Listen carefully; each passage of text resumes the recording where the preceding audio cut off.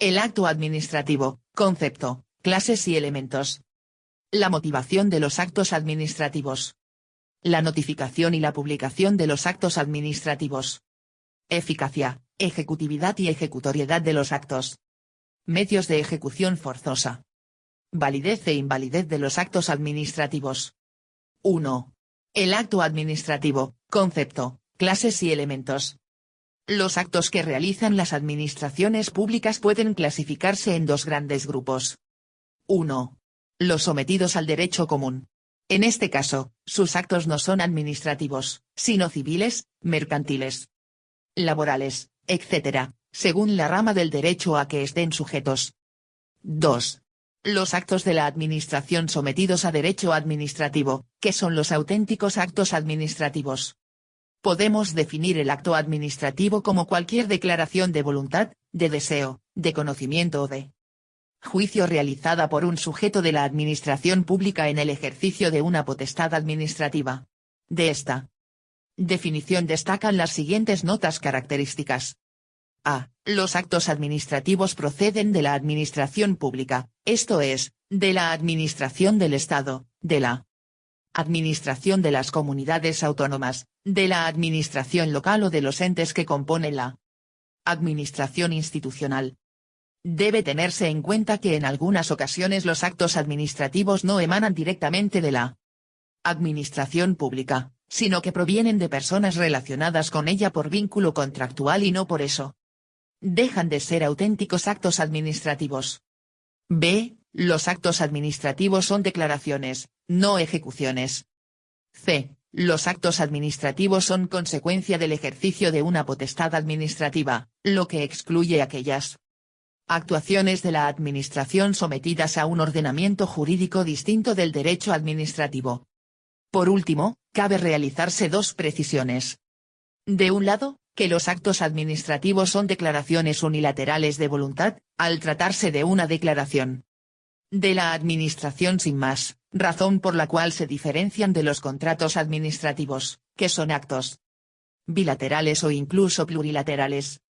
Por otro, que dentro de la categoría de actos administrativos no se incluyen los reglamentos, pues estos son dictados en virtud de la potestad reglamentaria de la Administración, que es distinta de la potestad administrativa. 1.1. Clases de actos administrativos. Según diversos criterios clasificatorios, pueden ser 1. Por el ente del que emanan, estatales, autonómicos, institucionales y locales. 2. Según el número de órganos que intervienen en su emisión, simples y complejos. Los actos simples se dictan con la intervención de un solo órgano, mientras que los complejos son aquellos que se producen por la intervención de dos o más órganos administrativos. 3. Por la extensión de sus efectos, actos generales y actos concretos. Los actos generales van dirigidos a una pluralidad de personas o cosas indeterminadas, como puede ser la convocatoria de una oposición. Son concretos si se destinan a personas o cosas determinadas o determinables. 4. Según la posibilidad de su fiscalización en vía contencioso-administrativa, actos impugnables e inimpugnables. Como su nombre indica, contra un acto impugnable cabe imponer recurso en vía contencioso-administrativa. Por el contrario, son inimpugnables aquellos que no pueden ser objeto de recurso contencioso-administrativo. 5. Por razón de las facultades ejercitadas al dictarlo, actos reglados y discrecionales. Estamos en presencia de acto reglado cuando la actividad administrativa viene estrechamente predeterminada por la ley, siendo tales actos una mera ejecución carente de libertad. En cambio, se dice que el acto es discrecional cuando la ley, al atribuir una potestad a la administración, le confía también la concreción y determinación de ciertos aspectos de su ejercicio, por lo que la administración se encuentra con cierta libertad de actuación. No obstante lo anterior, la doctrina ha puesto de relieve que en todos los actos administrativos se dan los dos aspectos de regulación o discrecionalidad, con mayor o menor intensidad. A este respecto, el artículo 106.1 de la Constitución dispone que los tribunales controlan la potestad reglamentaria y la legitimidad de la actuación administrativa, así como el sometimiento de ésta a los fines que la justifican. De la misma Forma, el artículo 70.2 de la Ley de la Jurisdicción Contencioso-Administrativa de 1998 establece que la sentencia estimará el recurso contencioso administrativo cuando la disposición, la actuación o el acto incurrieran en cualquier infracción del ordenamiento jurídico, incluso la desviación de poder, añadiendo a continuación que se entiende por desviación de poder el ejercicio de potestades administrativas para fines distintos de los fijados por el ordenamiento jurídico. 6. Por su contenido, actos definitivos y de trámite. Los actos definitivos, llamados también principales o resolutorios, son los que deciden un procedimiento administrativo, aquellos que constituyen la manifestación final de la acción administrativa. En cambio, los actos de trámite solamente preparan y garantizan la resolución definitiva. Desde el punto de vista práctico esta distinción tiene gran importancia, pues los actos de trámite no pueden impugnarse, salvo que determinen la imposibilidad de continuar un procedimiento o produzcan indefensión. 1.2. Elementos del acto administrativo. Por elementos del acto administrativo hay que entender aquellas circunstancias que deben darse en aquel para que el acto resulte válido. Dichos elementos son, el sujeto, el objeto o contenido, la causa, el fin y la forma. 1. Sujeto. Para que un acto administrativo sea válido es necesario que éste emane de un órgano que tenga competencia para ello. En este sentido, el apartado 1 del artículo 34 de la Ley 39/2015, del Procedimiento Administrativo Común de las Administraciones Públicas, establece que los actos administrativos que dicten las administraciones públicas, bien de oficio o a instancia del interesado, se producirán por el órgano competente ajustándose a los requisitos y al procedimiento establecido. Esta competencia ha de darse a. Frente a órganos de otro orden. Si el órgano administrativo dicta un acto reservado a órganos de otro orden, legislativos o jurisdiccionales, incurriría en nulidad de pleno derecho y podría incluso ser constitutivo de delito. B. Frente a órganos de distinta entidad pública.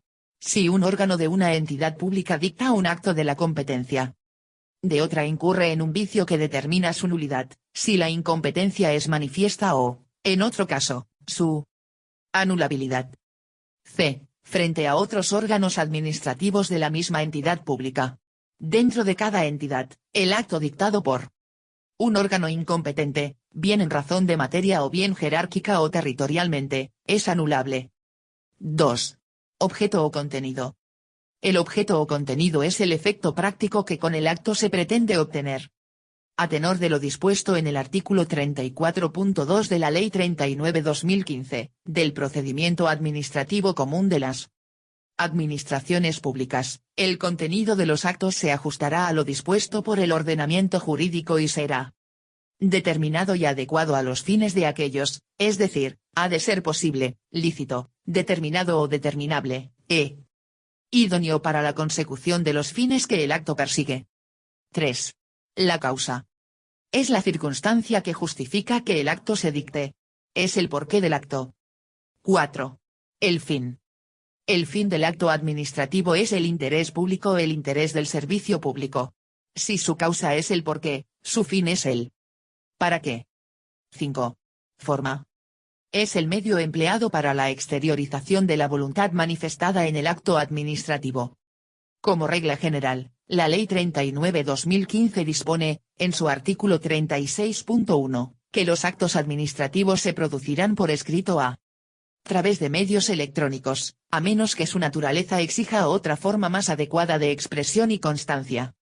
En los casos en que los órganos administrativos ejerzan su competencia de forma verbal, la constancia escrita del acto, cuando sea necesaria, se efectuará y firmará por el titular del órgano inferior o funcionario que la reciba oralmente, expresando en la comunicación del mismo la autoridad de la que procede. Si se tratara de resoluciones, el titular de la competencia deberá autorizar una relación de las que haya dictado de forma verbal, con expresión de su contenido. Artículo 36.2 Ley 39/2015.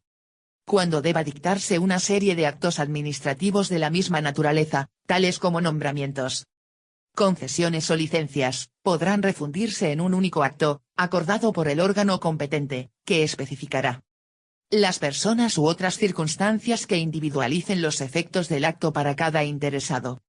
Artículo 36.3 Ley 39/2015.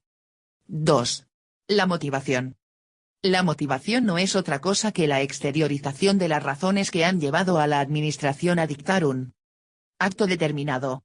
La motivación asume una triple función. 1. Permite el control indirecto de la opinión pública. 2.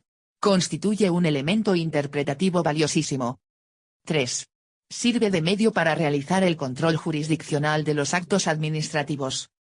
Según dispone el artículo 35 de la Ley 39/2015, serán motivados, con sucinta referencia de hechos y fundamentos de derecho. A. Los actos que limiten derechos subjetivos o intereses legítimos. B. Los actos que resuelvan procedimientos de revisión de oficio de disposiciones o actos administrativos, recursos administrativos y procedimientos de arbitraje y los que declaren su inadmisión. C. Los actos que se separen del criterio seguido en actuaciones precedentes o del dictamen de órganos consultivos. D. Los acuerdos de suspensión de actos, cualquiera que sea el motivo de esta, así como la adopción de medidas provisionales previstas en el artículo 56. E. Los acuerdos de aplicación de la tramitación de urgencia, de ampliación de plazos y de realización de actuaciones complementarias. F. Los actos que rechacen pruebas propuestas por los interesados. G. Los actos que acuerden la terminación del procedimiento por la imposibilidad material de continuarlo por causas sobrevenidas, así como los que acuerden el desistimiento por la Administración en procedimientos iniciados de oficio. H. Las propuestas de resolución en los procedimientos de carácter sancionador, así como los actos que resuelvan procedimientos de carácter sancionador o de responsabilidad patrimonial. I. Los actos que se dicten en el ejercicio de potestades discrecionales, así como los que deban serlo en virtud de disposición legal o reglamentaria expresa. La motivación de los actos que pongan fin a los procedimientos selectivos y de concurrencia competitiva se realizará de conformidad con lo que dispongan las normas que regulen sus convocatorias, debiendo, en todo caso, quedar acreditados en el procedimiento los fundamentos de la resolución que se adopte. 3. La notificación. El comienzo de la eficacia de los actos administrativos viene regulado en el artículo 39 de la Ley 39/2015, al decir que los actos de las administraciones públicas sujetos al derecho administrativo se presumirán válidos y producirán efectos desde la fecha en que se dicten, salvo que en ellos se disponga otra cosa. Sin embargo, la eficacia quedará demorada cuando así lo exija el contenido del acto o esté supeditada a su notificación, publicación o aprobación superior. De lo anterior se desprende que la notificación marca la eficacia del acto respecto al administrado, quien en virtud de aquella puede conocer el contenido del mismo y proceder, en su caso, a su impugnación.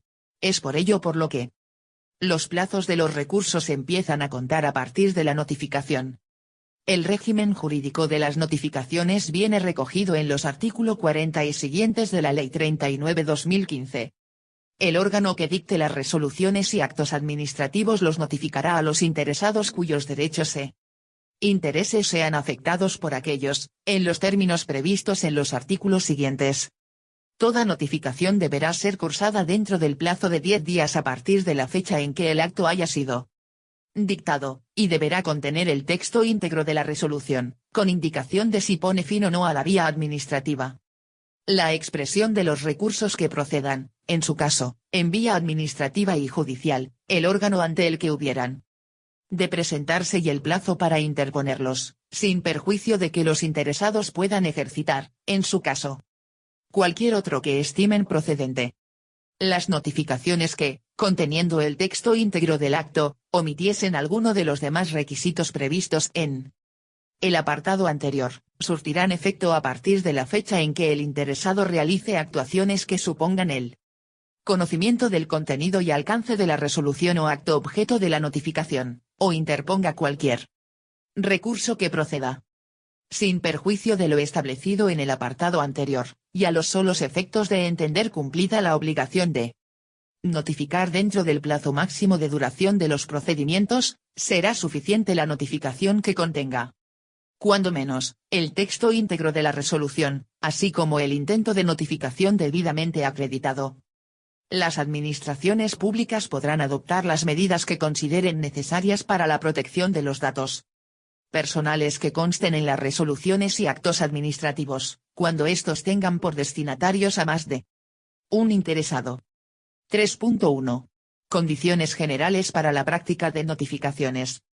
Las notificaciones se practicarán preferentemente por medios electrónicos y, en todo caso, cuando el interesado resulte obligado a recibirlas por esta vía.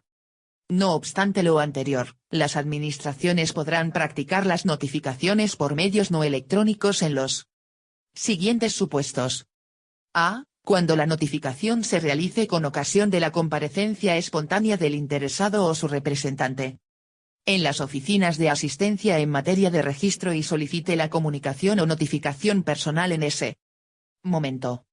B. Cuando para asegurar la eficacia de la actuación administrativa resulte necesario practicar la notificación por entrega directa de un empleado público de la administración notificante.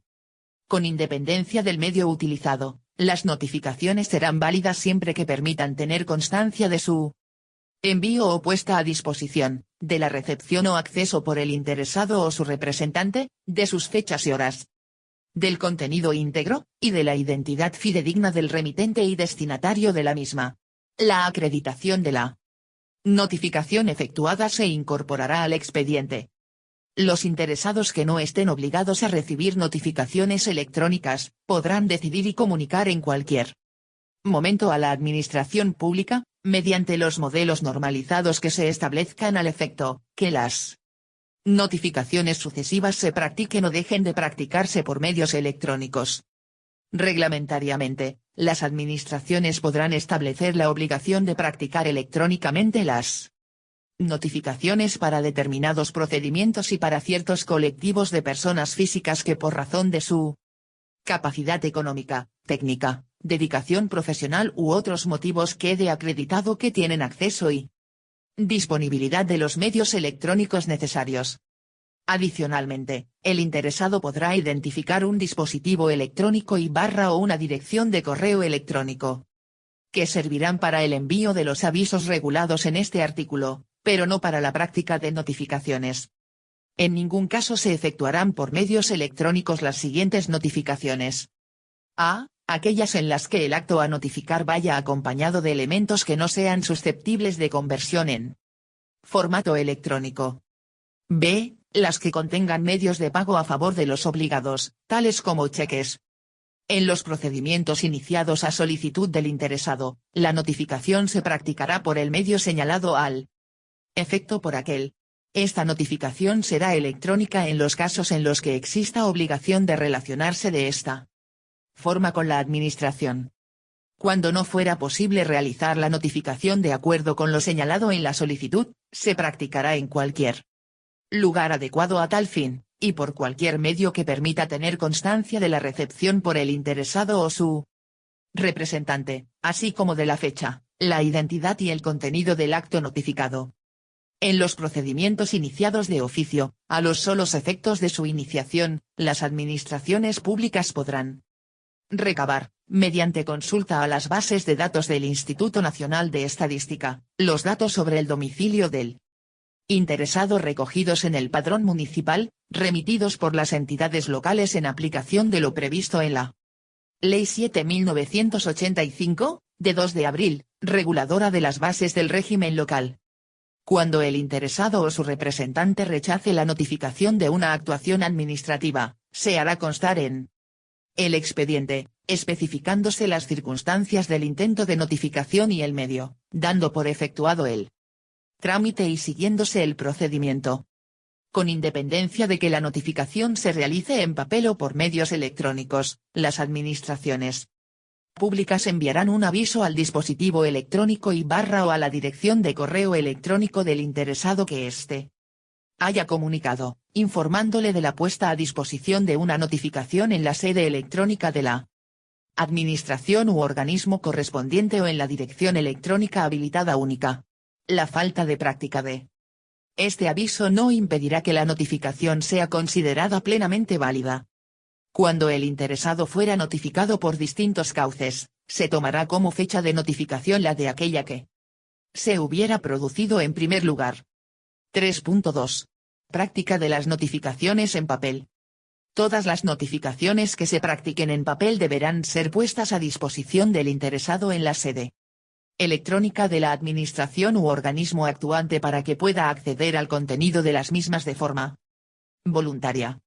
Cuando la notificación se practique en el domicilio del interesado, de no hallarse presente éste en el momento de entregarse la notificación, podrá hacerse cargo de la misma cualquier persona mayor de 14 años que se encuentre en el domicilio y haga constar su identidad. Si nadie se hiciera cargo de la notificación, se hará constar esta circunstancia en el expediente, junto con el día y la hora en que se intentó la notificación, intento que se repetirá por una sola vez y en una hora distinta dentro de los 3 días siguientes. En caso de que el primer intento de notificación se haya realizado antes de las 15 horas, el segundo intento deberá realizarse después de las 15 horas y viceversa, dejando en todo caso al menos un margen de diferencia de 3 horas entre ambos intentos de notificación. Si el segundo intento también resultara infructuoso, se procederá en la forma prevista en el artículo 44 de la Ley 39/2015.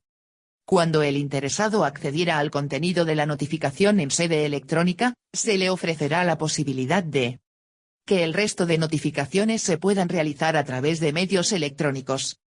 3.3. Práctica de las notificaciones a través de medios electrónicos.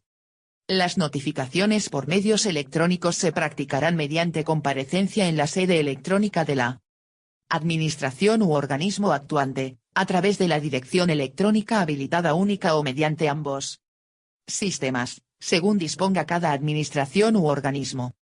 A los efectos previstos en este artículo, se entiende por comparecencia en la sede electrónica, el acceso por el interesado o su representante debidamente identificado al contenido de la notificación. Las notificaciones por medios electrónicos se entenderán practicadas en el momento en que se produzca el acceso a su contenido.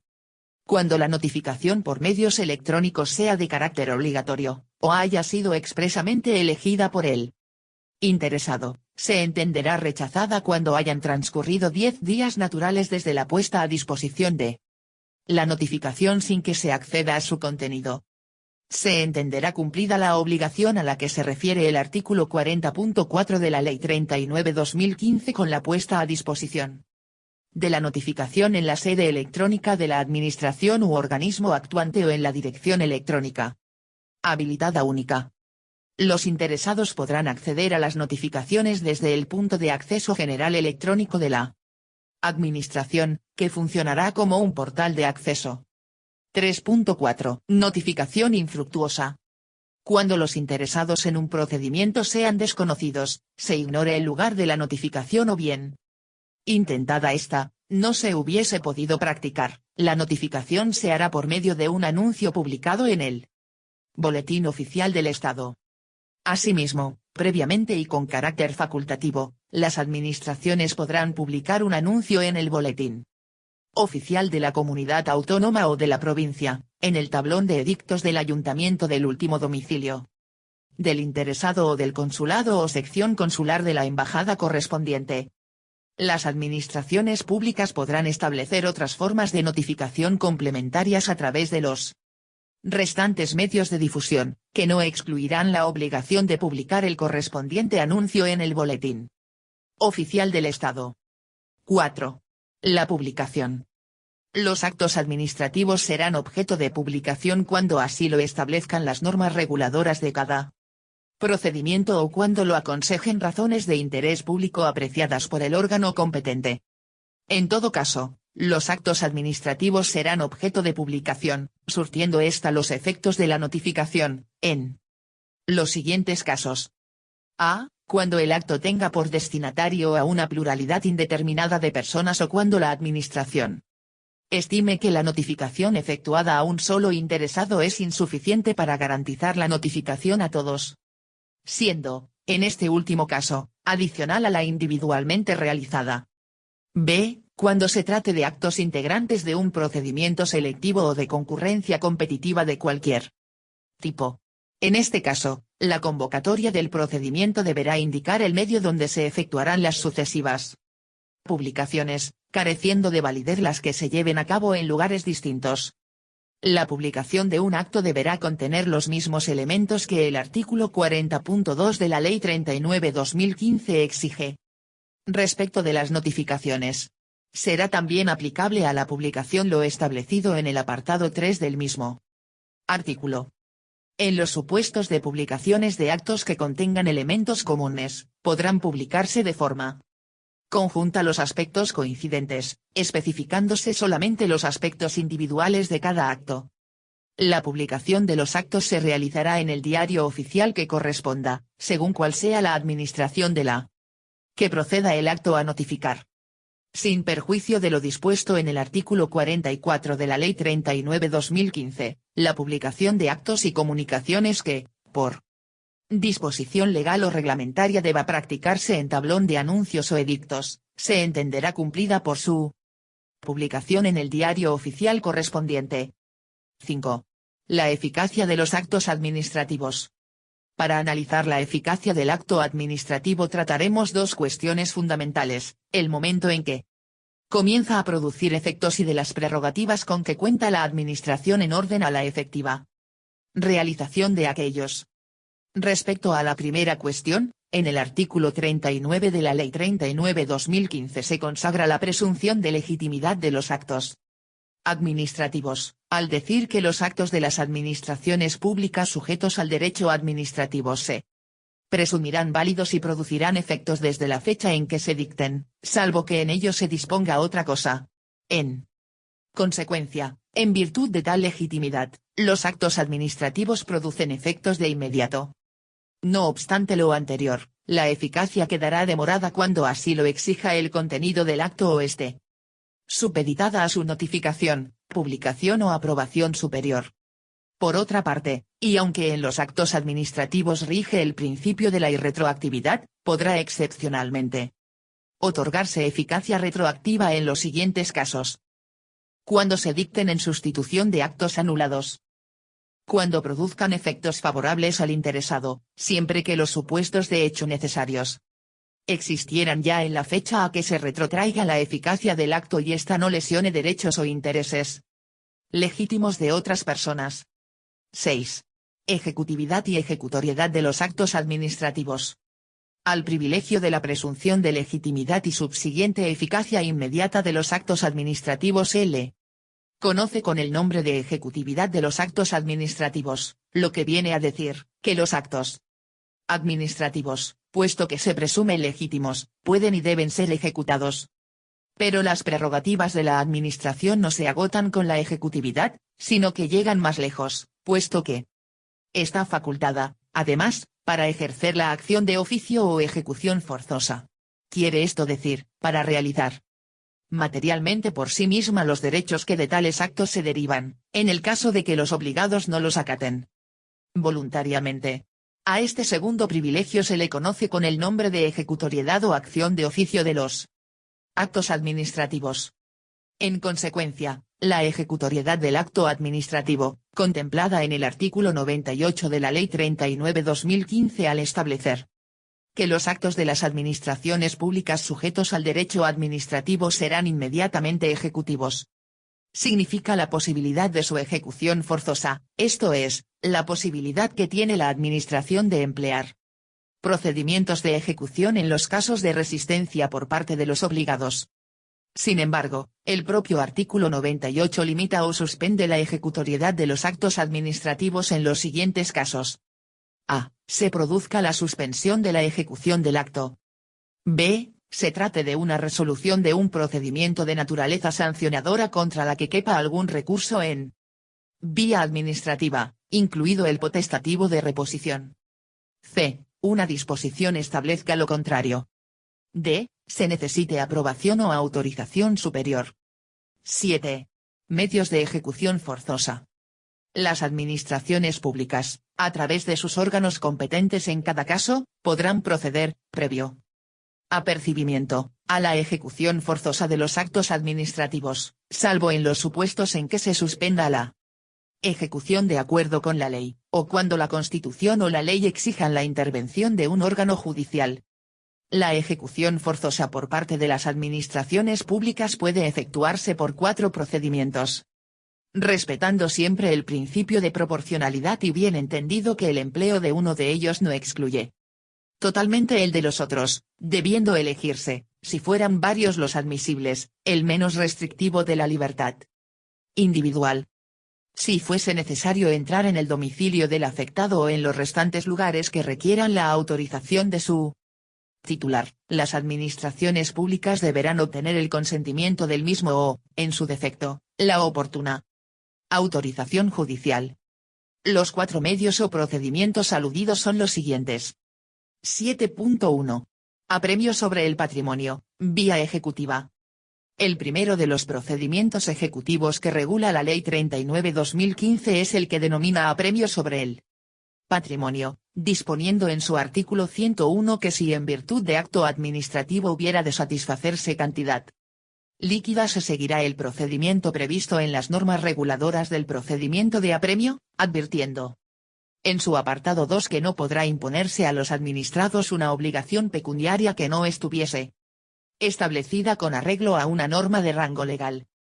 Se trata, por tanto, de un procedimiento ideado para el cobro de los créditos consistentes en cantidad líquida, empleándose fundamentalmente para el cobro de las deudas que tienen un carácter contributivo o fiscal, aunque la posibilidad hay que extenderla a cuantas liquidaciones tengan su origen en un acto administrativo, multas y procedimientos sobre los bienes de los responsables directos o subsidiarios frente a la administración, por razón de manejo de caudales públicos, etc. Su aplicación práctica consiste en afectar o embargar bienes pertenecientes al deudor para hacer efectivo el cumplimiento de sus obligaciones pecuniarias, siendo en términos generales el más empleado en la actualidad para la ejecución forzosa. 7.2. Ejecución subsidiaria. Al segundo de los medios de ejecución forzosa se refiere el artículo 102 de la Ley 39/2015, al decir que habrá lugar a la ejecución subsidiaria cuando se trate de actos que por no ser personalísimos puedan ser realizados por sujeto distinto del obligado. En este caso, las administraciones públicas realizarán el acto, por sí o a través de las personas que determinen, a costa del obligado. El importe de los gastos, daños y perjuicios se exigirá conforme a lo dispuesto en el artículo anterior. Dicho importe podrá liquidarse de forma provisional y realizarse antes de la ejecución, a reserva de la liquidación definitiva. 7.3. Multas coercitivas. En pureza, la multa coercitiva no es un medio de ejecución forzosa sino una forma de estimular o provocar la ejecución del acto mediante la imposición al obligado de multas reiteradas por lapsos de tiempo que sean suficientes para cumplir lo ordenado. Según señala el artículo 103 de la Ley 39/2015, este procedimiento podrá llevarse a cabo en los siguientes supuestos. A. Actos personalísimos en que no proceda la compulsión directa sobre la persona del obligado. B. Actos en que, procediendo la compulsión, la administración no la estimara conveniente. C. Actos cuya ejecución pueda el obligado encargar a otra persona. La multa coercitiva es independiente de las sanciones que puedan imponerse con tal carácter y compatible con ellas. Las multas coercitivas, al representar un plus en relación con el contenido del acto, solo podrán aplicarse cuando lo autoricen las leyes y en la forma y cuantía que éstas determinen. 7.4. Compulsión sobre las personas. La compulsión sobre las personas consiste pura y llanamente en el empleo de la fuerza física sobre las personas. Medio extremo y radical que, como tal, solo debe emplearse como último recurso o cuando el interés público únicamente pueda ser protegido por dicho procedimiento. Conforme a lo dispuesto en el artículo 104 de la Ley 39/2015, los actos administrativos que impongan una obligación personalísima de no hacer o soportar podrán ser ejecutados por compulsión directa sobre las personas en los casos en que la ley expresamente lo autorice, y dentro siempre del respeto debido a su dignidad y a los derechos reconocidos en la Constitución. Si, tratándose de obligaciones personalísimas de hacer, no se realizase la prestación, el obligado deberá resarcir los daños y perjuicios, a cuya liquidación y cobro se procederá en vía administrativa. 8. Validez e invalidez de los actos administrativos. Como antes se ha dicho, el artículo 39 de la Ley 39/2015 consagra la presunción de legitimidad de los actos administrativos, diciendo que los actos de las administraciones públicas sujetos al derecho administrativo se presumirán válidos y producirán efectos desde la fecha en que se dicten, salvo que en ellos se disponga otra cosa. Ahora bien, lo que el legislador quiso indicar con la expresión se presumirán válidos es que dichos actos, aunque estuvieren viciados, se considerarán válidos y producirán todos sus efectos en tanto no se declare su invalidez por el órgano administrativo o jurisdiccional competente. Vemos, por tanto, que dicha presunción de legitimidad juega siempre a favor de la administración, ya que, mientras no se demuestre lo contrario, sus actos serán válidos, trasladando precisamente al administrado la carga de la prueba a través de la correspondiente impugnación. Examinados anteriormente los efectos de los actos válidos, procede ahora ocuparnos de los supuestos de invalidez. Diremos en principio que un acto administrativo es inválido cuando está viciado alguno de sus elementos, y según sea la importancia o trascendencia del vicio de que se trate, la invalidez podrá alcanzar el grado de nulidad absoluta o el de anulabilidad. 8.1. Nulidad. Por su radical disconformidad con el derecho, los actos administrativos nulos no han debido ni deben producir efecto alguno. Según se establece en el artículo 47.1 de la Ley 39/2015, son actos nulos de pleno derecho. A. Los que lesionen los derechos y libertades susceptibles de amparo constitucional.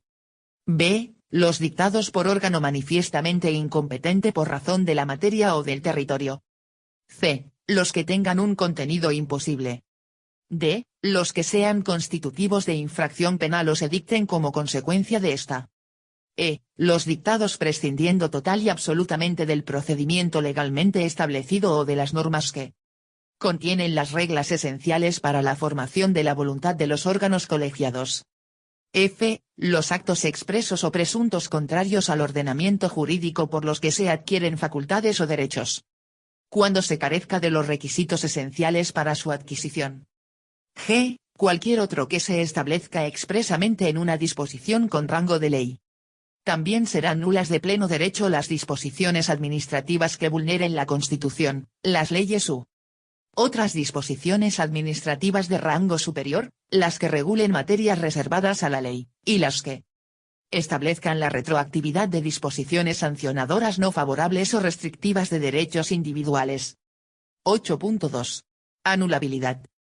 Dentro de la invalidez de los actos administrativos, la anulabilidad constituye la regla general, dado que los casos de nulidad de pleno derecho que acabamos de contemplar se dan en muy contadas ocasiones, precisamente por las circunstancias extremas que la Ley 39/2015 señala para que tal nulidad pueda producirse. La anulabilidad se recoge con carácter marginal en el artículo 48 de la Ley 39/2015, al decir que son anulables los actos de la Administración que incurran en cualquier infracción del ordenamiento jurídico, incluso la desviación de poder. No obstante, el defecto de forma solo determinará la anulabilidad cuando el acto carezca de los requisitos formales indispensables para alcanzar su fin o dé lugar a la indefensión de los interesados. La realización de actuaciones administrativas fuera del tiempo establecido para ellas solo implicará la anulabilidad del acto cuando así lo imponga la naturaleza del término o plazo. Las diferencias más notables entre actos nulos y anulables son las siguientes. 1. Los actos nulos, dada la gravedad del vicio que les afecta, carecen inicial y perpetuamente de efecto. En cambio, los actos anulables producen efectos en tanto no sean anulados. 2.